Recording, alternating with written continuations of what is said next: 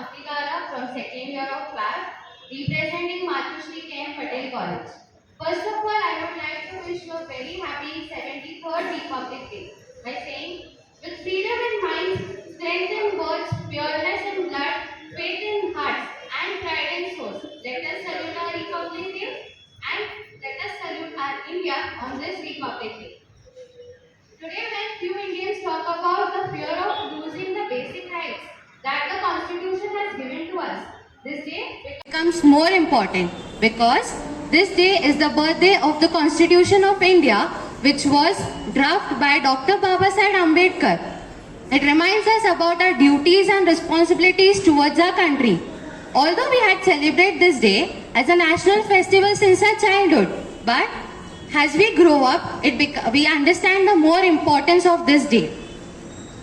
As our religious books tells us about what we should do and what we should avoid, in the same way, the Constitution gives us rights and duties through which we learn that what should we do and what should we avoid as being the citizen of India.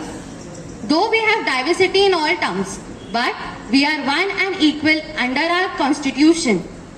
When our Constitution came into effect, we had some common issues like unemployment, education, cleanliness, etc. But to resolve them, our government is launching various schemes like Swachh Bharat Abhiyan, Beti Bachao, Beti Padhao, Skill India, Make in India, etc. We are also one of the fastest growing economies in the world, and we also hold the world's 6th largest economy in nominal GDP terms. But we cannot rely on the shoulders of our government. We should do something for the betterment of our country. Though we are common people, we can contribute to make our nation better and stronger. Like by avoiding drunkenness, drug addiction, communalism, casteism, etc. The most important issue in today's scenario is COVID-19, and we are gratefully fighting it. I would like to add that we are the fastest vaccination providing country in the world. We should not forget the ideas that are mentioned in our constitutions like justice to everyone, equality, liberty, fraternity and sovereignty.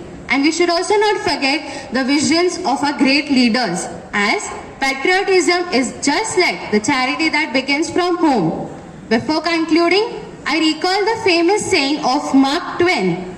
He says that Indians are the cradle of human race, the birthplace of human speech, the mother of history, the grandmother of legends, the great-grandmother of tradition. Our most valuable and most attractive materials in the history of man is treasured up in India only.